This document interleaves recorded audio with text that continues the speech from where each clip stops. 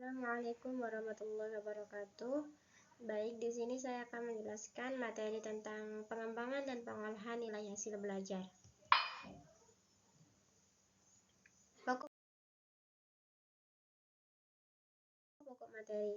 Yang pertama, pengembangan tes hasil belajar. Kedua, analisis hasil tes belajar. Ketiga, pengolahan hasil belajar. Dan yang terakhir, pelaksanaan program tindak lanjut. Pertama, pengembangan instrumen penilaian hasil ajar, yaitu tabel spesifikasi. Tabel spesifikasi adalah tabel yang memuat raw lingkup materi atau pokok bahasan dan aspek tingkah laku yang akan dievaluasi beserta proporsionalitasnya. Tabel spesifikasi ini dibutuhkan jika akan menyusun soal dalam jumlah banyak sebagaimana soal pilihan ganda menetapkan jumlah soal pada masing-masing level. Kedua, merumuskan indikator. Mengacu pada tabel spesifikasi di atas, guru kemudian merumuskan indikator yang disesuaikan dengan kompetensi dasar dan dari masing-masing materi pelajaran.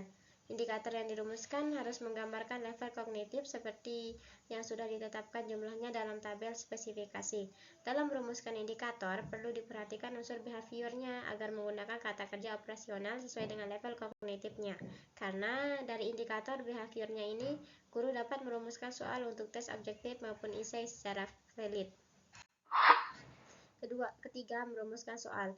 Tingkat kesukaran soal adalah analisis tentang sejauh mana soal itu dijawab benar atau dijawab salah oleh peserta tes, sehingga dapat diketahui mana soal yang termasuk dalam kategori mudah, sedang, atau sulit.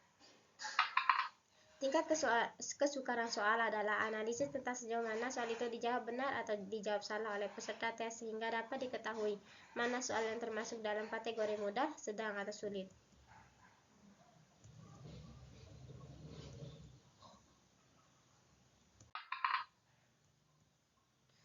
Analisis daya pembeda soal. Daya pembeda soal adalah kemampuan soal dalam membedakan antara kelompok atas dengan kelompok bawah. Artinya sebuah soal dikatakan baik apabila soal tersebut dijawab benar oleh siswa yang nilainya tinggi dan dijawab salah oleh siswa yang nilainya rendah.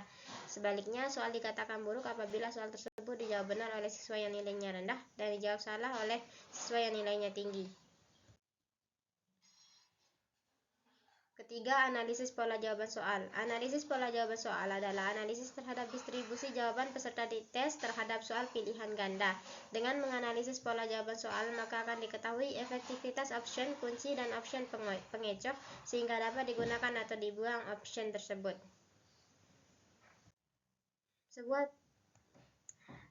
Keempat, analisis validitas tes. Sebuah tes dikatakan memiliki validitas bandingan apabila hasil tes tersebut menunjukkan adanya hubungan yang searah antara hasil tes yang pertama dengan hasil tes yang berikutnya. Misalnya, hasil tes sumatif sejajar dengan rata-rata hasil tes formatif.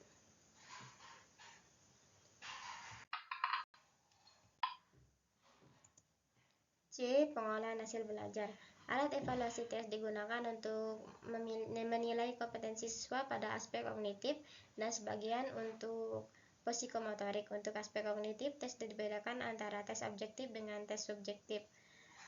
Tes objektif dalam memberikan skor terhadap tes objektif ada dua cara yang dapat digunakan, yaitu dengan memberikan hukuman atau tanpa hukuman. Pemberian hukuman digunakan dengan mempertimbangkan untuk mengurangi spekulasi dalam menjawab, sedangkan tes subjektif adalah tes esai dalam bentuk tes yang meminta siswa untuk menjawab lebih dari 3 kata yang tingkat kesulitannya disesuaikan dengan tingkat kognitif yang digunakan, sehingga dalam tes esai masing-masing soal diberikan bobot lebih dari 1 bergradiasi sesuai dengan tingkatan kognitif yang digunakan.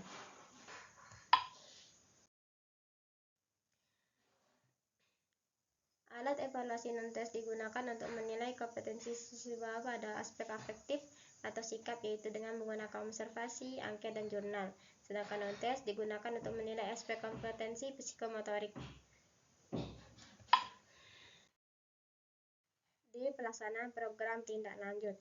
Yang pertama, program remedial. Pembelajaran remedial merupakan kelanjutan dari pembelajaran biasa atau reguler di kelas, dan peserta didik yang masuk dalam kelompok ini adalah peserta didik yang belum tuntas belajar karena teridentifikasi mengalami kesulitan belajar. Kesulitan belajar yang dialami peserta didik berbeda tingkatannya, ada tingkat tinggi, sedang, dan rendah. 2. Program pengayaan. Program pengayaan adalah pembelajaran yang diberikan kepada peserta didik yang telah mencapai dan melampaui KKM. Langkah-langkah memberikan treatment pembelajaran pengayaan adalah sebagai berikut. Pertama, belajar kelompok. Kedua, belajar mandiri. Ketiga, pembelajaran berbasis tema. Dan keempat, pemadatan kurikulum.